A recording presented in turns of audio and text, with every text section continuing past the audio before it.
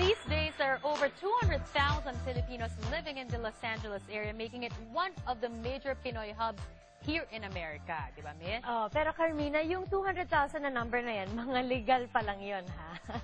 Basta for sure, lahat ng mga Pinoy dyan ay sabik na sa pinaka-latest na chika tungkol sa Los Angeles at ang mga karatig pook. At ngayon, meron na po kayong tagapaghatid ng latest LA chika.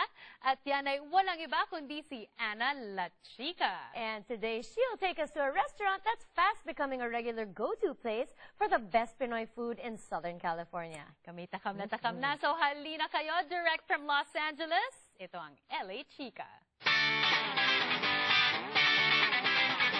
Hello mga ka-nation! Ito po si Ana, ang inyong katsikahan dito lang sa LA Chika para sa mga Pinoy dito sa Southern California. At tinanong natin ang mga tao dito sa Panorama City kung ano ba ang humuhuli sa kiliti nila. Ate Lanch, tatanong ko lang dahil ano bang humuhuli sa kiliti nating mga Pilipino? Ikaw ano ba? Yung ating comedy sa Pilipinas na wala sa Amerika. Ay, meron rin po tayo. Konti lang, pero full of stress ang Amerika. Ang Pilipinas, kahit maliit lang ang ulam, masaya tayo lahat doon. Ikaw, ano humuhuli sa kiliti mo? Ang nakakakiliti sa akin yung pagsasama-sama ng mga Pilipino together. Yan yung togetherness, di ba? Ang sweet-sweet naman ng boses ni Ate Van. Hindi, pag nakakikita ko magagandang Pilipina, naaalala kong ating bayan dahil tayo pampito sa pinakamagaganda babae sa buong mundo. Pampito lang? Number 7 tayo, lalo tayo ng Venezuela. Pero magaganda ang Pilipina, ibang klase. Nako, ano po ba ang inyong talent? Sige nga, parang interesante. Dancing. Both of us sing and dance. She sing, I dance, and I wash the dishes. But I'm more on dancing. Pagdating po sa entertainment, ano ba ang hilig nyo? Sayaw? Kanta? Kanta ang aking hilig. To all the girls I know, who traveling and out my clothes, I'm glad that came along. I dedicate this song to all the girls I know. Galing-galing naman ni Kuya. Talagang meron pang nginig. Crazy, I'm crazy for feeling so lonely. I'm crazy. Parang in-end natin sa I'm crazy. Loka-loka po kami. Kaya naman, laging masaya ang Filipino parties because aside from good food, we like good entertainment. At dito sa Bamboo Bistro, you have access to both. Happy birthday, Ate Mercy. How young are you? Thank you very much. I'm 60. She does not look 60, di ba? Bakit yun naman po naisip na dito gawin sa Bamboo Bistro ang inyong birthday? Oh, the good food, the good place, the location, and the good people that is within Bamboo Bistro.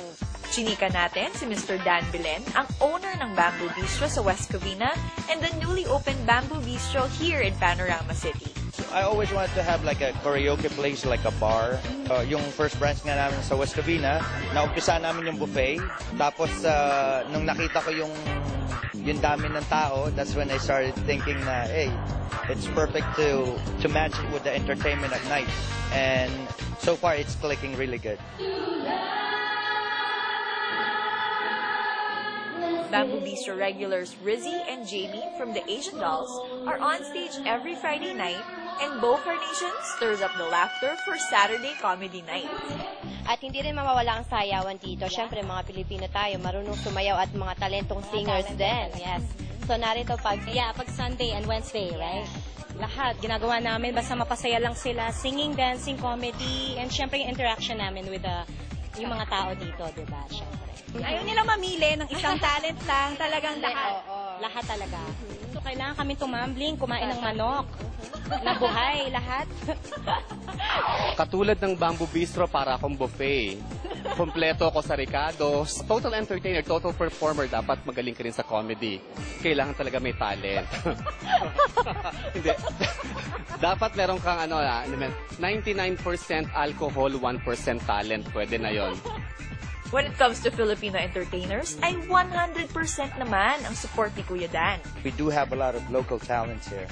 Talagang 110% ang sumusuporta sa kanila. At I also encourage all the mga kababayan na supportahan natin lahat ng businesses na Filipino dahil again, napakalayo natin sa Pilipinas at tayo lang magkakatulungan. For upcoming shows, check out bambooWestCovina.com or www.facebook.com/bamboobistro.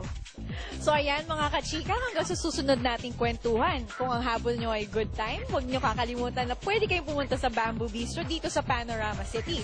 Ito ang inyong kapartner sa chikahan, si Ana, signing out para sa LA Chika.